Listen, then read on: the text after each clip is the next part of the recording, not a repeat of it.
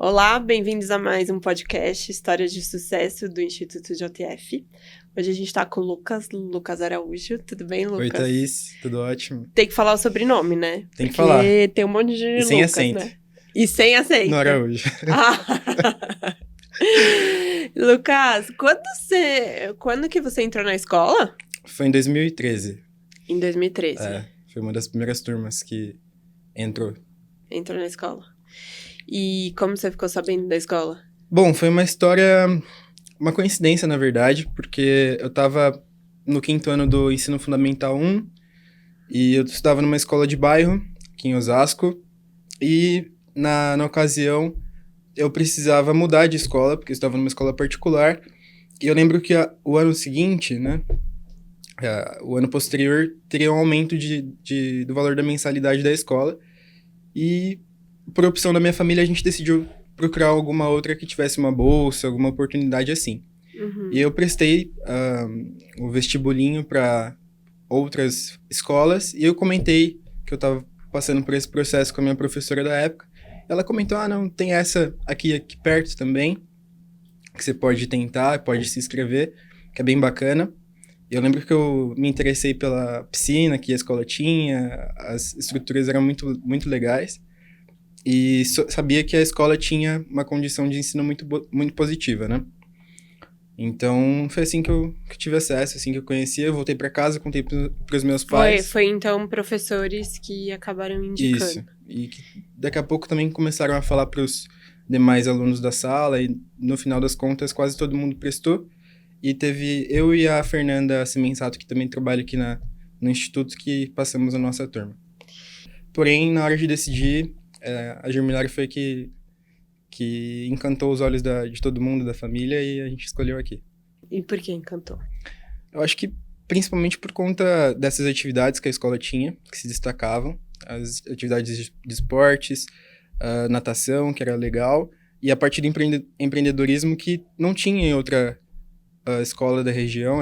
Era um assunto muito pouco falado na época, e a gente entendeu que era uma oportunidade de ter um currículo mais elaborado no futuro, mas sem esperar que a carreira fosse ser feita aqui dentro, né, da empresa. Entendi. E aí você morava com quem? Morava com a minha mãe e os meus irmãos e meu padrasto. Isso foi mudando ao longo da trajetória da escola. Depois eu fui morar com meu pai, depois eu mudei de estado, então nesse primeiro momento eu morava com eles, aqui em Osasco. E você entrou na escola, como que foi a adaptação? Olha, foi bem positiva, foi difícil também, porque na época eu estudava no período da tarde, e aí a adaptação para o ensino integral, eu chegava bem cansado em casa, mas eu chegava sempre com a sensação de que o dia foi bom, porque a gente gastava energia de fato, né? A gente tinha muita matéria, muito aprendizado durante o dia, períodos de descontração ali nas aulas de educação física e tudo mais. Então, eu gostei muito dessa mudança, porque fazia com que eu botasse para fora a energia que eu tinha guardada durante o dia, né? Uhum. Então, a adaptação foi boa, e à medida que foram entrando mais conteúdos diferentes, voltados à gestão e administração, que eu sempre gostei, eu fui me interessando cada vez mais. E o que seus pais faziam? Meu pai trabalhava nessa metalúrgica, que chama MWM, é uma empresa que faz motor de caminhão. Uhum. E minha mãe trabalha até hoje numa seguradora. Ela cuida da parte de produtos, que é a Liberty Seguros, e trabalha lá há muito tempo já. E hoje meu pai, ele é gestor de logística da Magazine Luiza. Trabalha cuidando dos centros logísticos. Minha mãe continua na mesma empresa. Legal. E primeiro ano, passou o primeiro ano, como que foi daí em diante? Daí em diante, eu lembro que no segundo ano, a gente começou, no segundo ano, no 7º ano, né? Segundo ano de escola. A gente começou a ter projetos voltados à gestão e administração mais especificamente. A gente montou uma mini empresa da sala. E essa empresa tinha as estruturas ali de RH, de marketing, de financeiro, e eu me encontrei na área de marketing, que fazia o comercial e o marketing, né? A gente vendia os projetos e trazia para produção na sala de aula. E eu gostei muito dessa ideia de empresa, dessa ideia de trabalhar. E foi o primeiro contato com o mercado de trabalho e com o mundo comercial que eu tive. A partir daí, eu senti que cada vez mais isso ia estar presente dentro da escola. E algumas pessoas falam assim, ah, nossa, mas será que 11, 12 anos não é muito novo para começar a ter contato com o mundo empresarial, aprender sobre isso? O que você sentiu sobre esse ponto na sua jornada?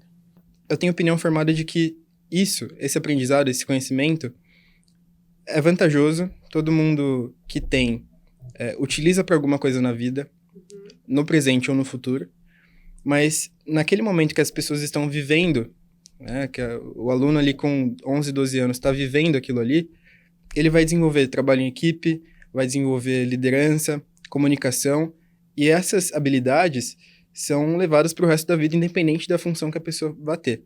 Então, quanto mais novo a gente aprender, quanto mais isso puder ser antecipado, na minha opinião, eu acho que é vantajoso para a construção de um ser humano.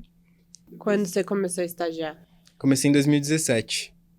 Pela Swift, trabalhei na loja de Alphaville, fiquei fixo nessa loja. E também, nesse primeiro momento, a ideia de trabalhar, a ideia de ter o primeiro salário, isso tudo me gerou bastante ansiedade, assim. Eu ficava muito animado para que isso fosse acontecer. E eu lembro que quando a gente soube que ia ter a oportunidade de começar o estágio, 6 meses antes eu já estava lá pesquisando o que eu ia fazer com o meu dinheiro, como eu ia guardar. E o que você fez com o seu dinheiro? Eu fiz um acordo com meu pai, da gente guardar metade do salário que a gente recebia, e a outra metade eu poder fazer o que eu quisesse. E assim foi, e eu continuo fazendo isso até hoje, porque...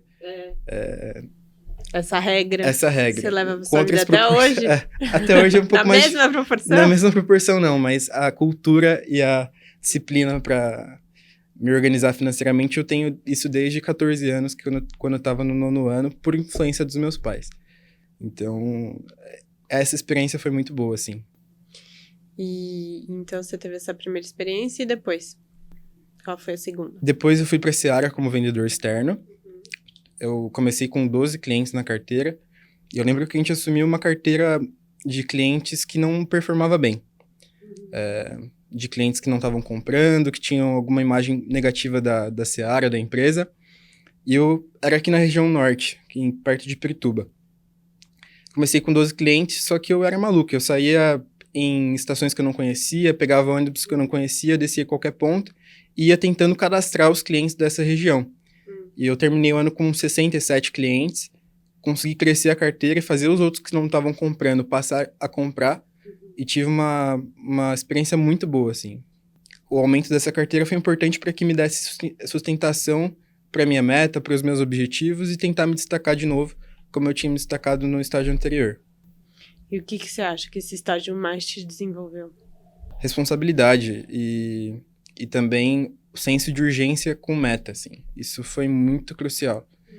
E aí, depois do estágio de vendas, no 3º ano? Eu voltei para a Swift, tive presente na primeira turma da minha série que conseguiu assumir lojas como gerentes. Eu trabalhei na Vila Mariana e foi o meu primeiro contato oficial com liderança. Eu tinha 9 pessoas na equipe, inclusive um beijo para eles, se estiverem assistindo. E eu tenho muito orgulho, assim, dessa experiência, porque são pessoas muito queridas, que eu aprendi muito estando lá. E eu falo até hoje que uma das principais conquistas profissionais que eu tive foi a partir dessa experiência, porque eu pude ver pessoas que trabalharam comigo sendo promovidas. E conquistando seu espaço dentro da empresa e conseguindo progredir, prosperar para sua família. Eu acho que esse ponto para um líder é o que mais satisfaz, assim, é ver as pessoas que trabalharam com você se dando bem, e dessa experiência eu tiro isso, assim. Você tem alguma história de alguma pessoa que conseguiu se superar nessa época? Tenho. Tem a Miriam, inclusive um beijo para ela também. É uma pessoa muito querida, que está na empresa ainda, está na Swift. E é uma pessoa que eu aprendi muito. Não só profissionalmente, pelo trabalho que ela desenvolvia na loja, mas como mulher. Como referência, assim, do carinho que as pessoas da loja tinham com ela, a forma como ela tratava as pessoas, aquilo que ela fez e fazia pela família dela, para conseguir sustentar, criar a filha dela, e que hoje tem um bebê lindo. Então, ela é uma pessoa que realmente me inspira até hoje, assim, o exemplo de carreira, de vida que ela tem. Legal. E depois disso... Depois disso veio alguma pessoa te perguntar se você queria ir pra supervisão, é isso? Começou com uma mensagem no grupo da turma, da Odete, perguntando quem teria interesse em se mudar de estado. Quem toparia, assim, em uma hipótese. Em São Paulo já tinha, né? Mas tinha. foi a primeira turma convidada a fazer supervisão fora de São Paulo. Exatamente. E aí eu lembro que eu fui conversar com esse rapaz aqui para ver se ele queria sair de São Paulo. E o que você me respondeu? Me lembra? Eu respondi que não. Conta essa história pra gente. Eu recebi o convite para Hans Eder, né? Na época, no Rio Grande do Sul. Mas na época, eu ainda não estava com a ideia tão firmada na cabeça de que eu iria me mudar de fato. E se eu fosse, eu não curtia muito a ideia do Rio Grande do Sul. E também eu nunca tinha ouvido falar na marca. Hoje eu sei... Era Hans Eder mesmo? Isso. E hoje eu sei a relevância que tem, o portfólio. Antes eu não sabia nada mesmo. Mas logo depois disso, veio a possibilidade da gente escolher a cidade que a gente gostaria de morar. E depois apareceu o convite da Friboi. E aí eu falei, putz, Curitiba é bom. Porque é perto de São Paulo, vou poder voltar com facilidade. E é uma das melhores cidades para se morar no Brasil, né? Tem um monte de boa referência de pessoas que eu fui conversando de que Curitiba era uma excelente opção. E aí eu escolhi, deu certo, fui convidado. E chegando lá, 1 mês e meio depois veio a pandemia. E fechou tudo. E eu fui começar a conhecer a cidade 3 meses depois, enquanto eu estava praticamente morando no hotel, até conseguir achar um apartamento para ficar. Chegou a pandemia, não consegui voltar para casa, e foi um desafio grande também. Porque, por vezes, eu não conseguia ter acesso tão simples assim aos meus vendedores, que estavam na rua vendendo. E é uma gestão diferente da Swift, porque o vendedor, ele não tá sob seu olhar a todo tempo. Ele tá na carteira dele e eu tenho que fazer esse cara vender, tenho que ajudar ele a vender. Só que de longe. E na pandemia ficou um pouco mais complicado porque os clientes estavam fechando, tinha toda a dificuldade do mercado, né? E foi assim que eu comecei a minha experiência morando fora, em Curitiba em 2020. Quanto tempo você ficou lá? Morei lá por 1 ano e meio. 1 ano e meio. Foi um tempo bom. Na verdade, eu cheguei no começo da pandemia e voltei quando já estava acabando. E quantos vendedores tinha a sua equipe? Eu cheguei a ter 13 vendedores. 13 vendedores. 13 pessoas. Com um faturamento de quanto? Uma carteira de quanto? A gente fazia em média umas 400 toneladas, mais ou menos. Foi mudando ao longo desse processo, mas... Equivale a quanto em faturamento, você lembra? A mais ou menos uns 12 milhões, 15, entre 12 e 15 milhões.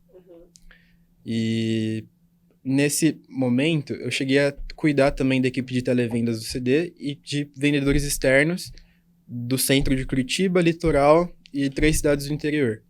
Então, eu cheguei a conhecer um bom espaço ali do Paraná, não só na cidade de Curitiba. Viajou bastante? Viajei. Aproveitou bastante? Sim, e teve uma história de um cliente bem importante que a gente capturou na época, que estava no televendas, com um relacionamento prejudicado por conta disso, de não conhecer o vendedor. Um cliente de 10 lojas, uma grande rede do litoral, e que em algumas ligações a gente conseguiu colocar o Friboi Mais, que é o açougue nota 10 na época, que é o programa que eu trabalho hoje, e foi um dos primeiros clientes do CD a ter esse programa, que é de basicamente fidelização do açougue, e ele passa a comprar uma linha exclusiva nossa, que é a linha reserva, e o cliente comprava 4 toneladas para 10 lojas, e passou a comprar 40 toneladas para uma loja só que teve o programa implementado.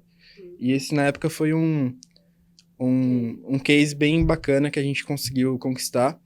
Daqui a pouco contratamos um vendedor para a região, que não era atendida presencialmente antes, só por televendas, e a carteira foi crescendo bem por conta disso, assim. Então, é um case bacana que a gente tem lá. E o que você mais aprendeu, assim, nessa fase, profissional e pessoalmente, assim? Não vejo minha vida sem ter tido a experiência que eu tive, porque, de fato, foi muito relevante na minha trajetória profissional, no que eu sou hoje, pessoalmente também. E eu sinto que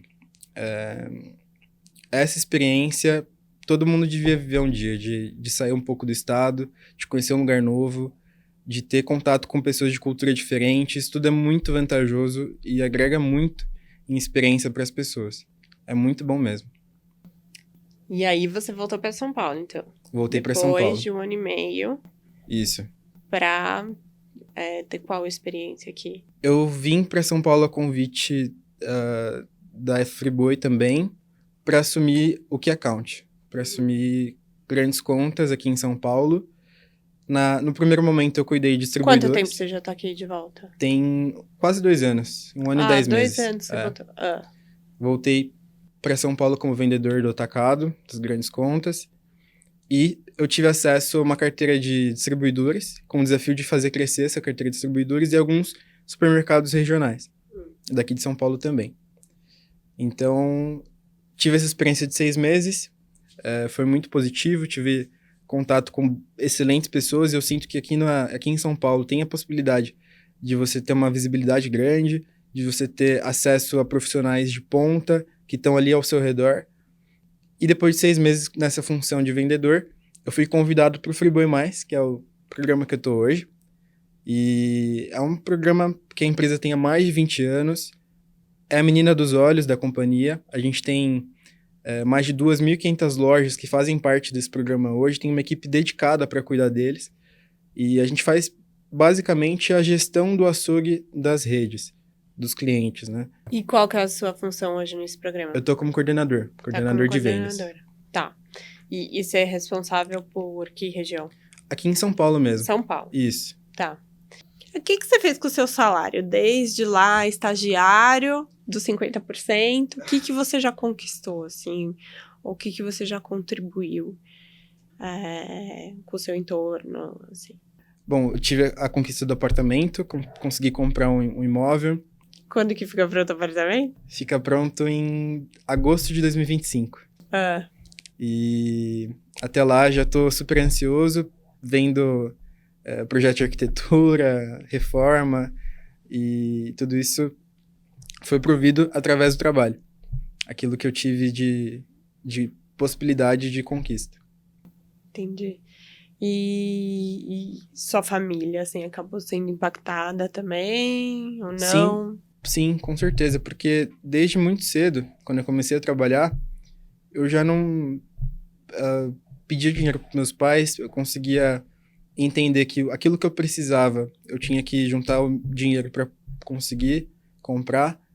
Então, a independência que eu consegui conquistar desde muito cedo, eu vejo que minha mãe conseguiu dar para os meus irmãos e conseguir estruturar melhor a nossa casa. E essa independência eu acho que foi muito importante nesse processo, assim. Entendi. E aí, a gente fala de 4 palavras aqui no Instituto, né? Então, eu queria que você primeiro me falasse uma palavra, se é que tem uma palavra, uma frase que representa toda essa sua vivência aqui, para depois eu te falar das nossas aqui e o que significa na sua vida. Você tem alguma... Tudo isso que você viveu, desde 2013. Aprendizado. Eu acho que eu sou um aprendedor, gosto de usar essa definição, porque é uma lição de... Conhecimento é uma lição de humildade. Conhecimento é uma lição de humildade. E humildade é um dos valores da empresa. E eu sinto que, com conhecimento, essa situação, esse estar aprendendo, você pode estar sempre aberto a ter contato com outras pessoas e com a cabeça aberta para escutar mais do que falar e continuar prosperando na vida e ajudando as pessoas, que é o que eu procuro.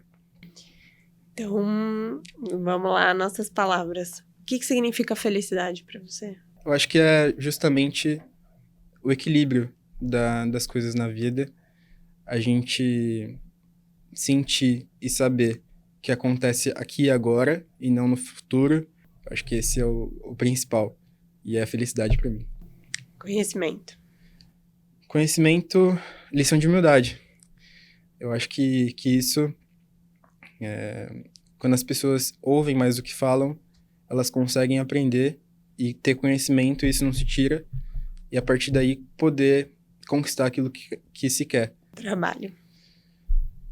Trabalho é o principal. Prioridade também.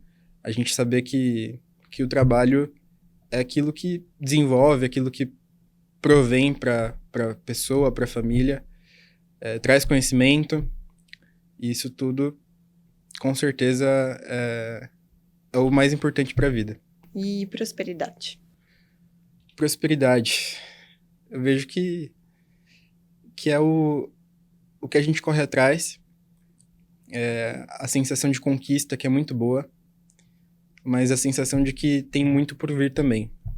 A esperança de que você pode chegar mais longe. E na presidência de um negócio, eu acho que isso é bem possível, porque são milhares de colaboradores, são clientes, são fornecedores, são pessoas do mercado, e esse impacto eu acho que é muito grande, assim. Entendi. Então, pessoal, última pergunta. Você considera a sua história uma história de sucesso? Considero, sem sombra de dúvidas. Eu vejo que minha vida... tenho muita sorte de ter a vida que eu tenho. Eu tive dentro de casa aquilo que o dinheiro não compra, que é amor da minha família. E eu acho que isso é muito importante para que eu possa poder desenvolver as outras áreas da minha jornada. E por isso eu considero, sim, minha história de sucesso, e eu sou muito grato a tudo por tudo que proporcionou pra gente. Então, eu queria te agradecer por compartilhar com a gente essa história. Pessoal, essa foi a história do Lucas Araújo. Acompanhe a gente nessa história e nas nossas próximas histórias de sucesso do Instituto JF. Até mais!